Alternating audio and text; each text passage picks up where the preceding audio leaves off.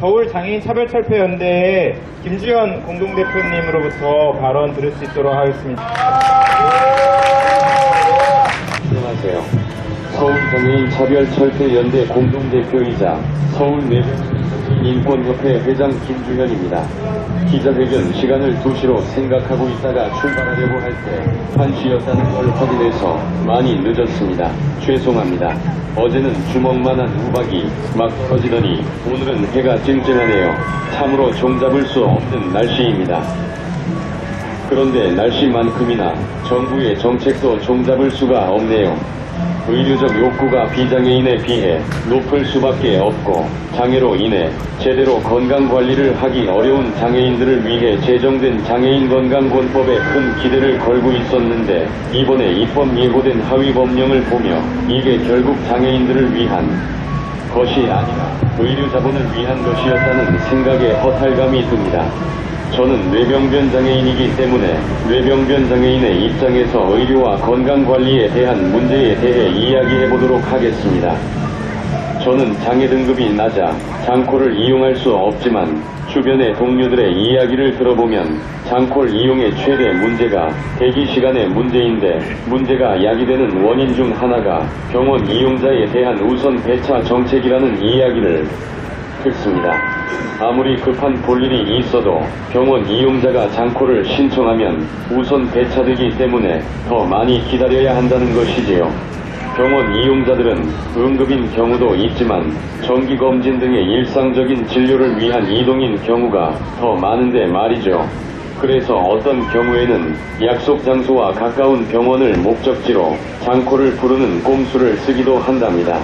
그래서인지 몰라도 그나마 장콜을 이용해도 예약 시간을 지키지 못하는 경우도 허다하다 하더군요. 그래서 앰뷸런스와는 별도로 정기적인 진료 서비스를 받는 장애인에 한해 별도 이동수단을 배정한다면 이런 문제가 어느 정도 해소될 수 있지 않을까 싶습니다. 또 막상 병원에 가더라도 대부분의 의사들은 장애인들, 특히나 저와 같은 언어장애인들을 접해보지 못한 경우가 많아서 보호자를 동반하지 않으면 증상을 정확하게 전달하지 못하는 경우가 많습니다.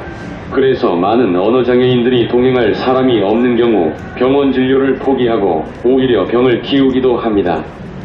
이런 장애인들을 위해 일정 규모 이상의 병원들의 커뮤니케이션 어시스턴트나 보완대체 의사소통 시스템을 도입한다면 언어장애인들에게 병원의 문턱이 조금 낮아져 건강관리에 좀 더 적극적일 수 있지 않을까 싶습니다.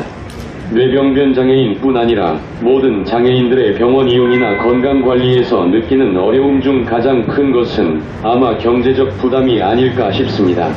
뇌병변 장애인들에게 가장 일반적으로 나타나는 증상이 자세의 불균형으로 인해 생기는 척추협착증입니다. 이게 심해지면 일반적으로 수술을 해야 하는데 한 번 수술 비용이 보통 본인 부담금만 1,000만원대로 소요됩니다. 게다가 이 수술이 한 번으로 끝나지 않고 몇 차례 해야 하는 경우도 많습니다. 그런데 기초생활수급권자가 아니면 그 비용을 고스란히 당사자와 그 가족들이 부담해야 하는데 소득도 많지 않은 중증장애인들의 경우에는 체감되는 부담이 몇 배가 됩니다. 게다가 예방이나 수술 후 재활을 위해 각종 치료가 지속적으로 필요한데 그에 대한 부담도 만만치가 않습니다. 저만 하더라도 몇 년 전에 척추협착 수술을 받느라 10여 년 동안 모아놓은 돈을 모두 탕진해야 했고 지금도 같은 장애인인 아내와 함께 매주 치료를 받고 있는데 월급의 10분이 이를 치료비에 사용하고 있습니다. 일상적인 재활치료가 이루어질 수 있다면 수술의 필요성이 많이 감소할 수 있음에도 경제적 부담 때문에 장애의 악화를 방치하고 그것이 다시 수술 비용이라는 더 큰 부담으로 악순환되고 있습니다. 이것이 해결되지 않으면 장애인의 건강권은 온전히 보장될 수 없습니다. 정부는 장애인건강권법의 실효적인 시행을 위해 이번 하위법령의 입법 예고를 즉각 철회하고 장애인계의 목소리를 온전히 반영한 새로운 하위법령을 제정해야 합니다. 이를 위해 저희 서울장차연과 서울뇌병변장애인 인권협회는 끝까지 함께 싸워나갈 것입니다. 투쟁.